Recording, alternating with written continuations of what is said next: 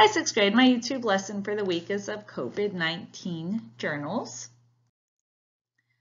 These are some images that you probably have seen throughout the past week. Pictures of the actual virus right here. The coronavirus is what it looks like. The president giving lots of speeches, lots of people in masks, lots of either news articles and newspapers or maybe on your phone. Just about what's happening around the world with this virus.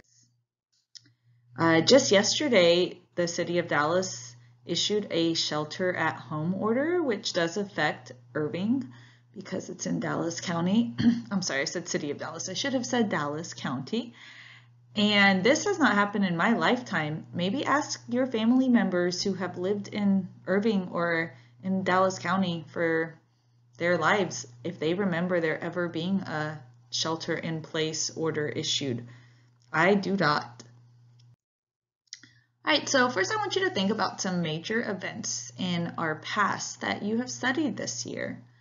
I know Mr. Rosas and you guys studied the Mexican Revolution as well as the scramble for Africa.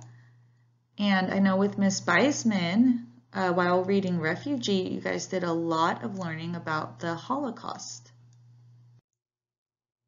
So when we study history, we use two different kinds of sources. Oh goodness, that should be an S, kinds of sources.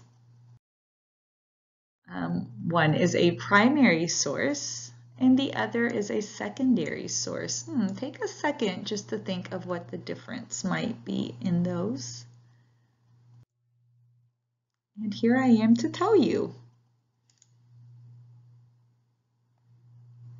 Well, if it would start, how do I do this? So what is the difference between a primary source and a secondary source? Just think of the words primary and secondary. I'm sure you can try to take a guess. I'll give you a second just to kind of guess or think what the difference might be. Maybe you've heard it. All right, so primary sources, and this is not working out how I thought it would, but primary sources are actual accounts of eyewitness accounts during an event or while something is happening. So a primary source could be speeches. So the president talking, the governor talking, those are primary sources, what they're actually saying. Interviews, blogs, images, so pictures that we take right now. These are primary sources of the coronavirus, of what's going on, and also what people write, so journal entries. Secondary sources, take a second to think. All right, so magazine articles, so sorry, let me say, they're interpretations based on primary sources. So someone has written something or created something else based on the primary source. So magazines, reports, articles, newspapers, documentaries, all of those are secondary sources. All right. So what I am, I guess, challenging you to do or maybe encouraging you to do is to create a COVID-19 journal. I know you have lots of those composition notebooks laying around not being used because we're not in school right now. Take advantage of some of those. Use one for a COVID-19 journal. Here are some ideas of entry ideas that you could talk about. School cancellations. How did you feel at first? How do you feel now? How weird is it to have to e-learn and communicate with your teachers how we are now? Maybe a trip to the grocery store and what stocking up is like. You could include a description of what the grocery stores look like. How are you feeling in general about COVID-19? What is the news or media saying? What has changed for you because of this? What kinds of things are your family members thinking, saying, and doing? What are you doing to occupy your time now? Do you know anyone who has been affected directly by this virus? Where is your new school desk? What is the biggest concern you have right now?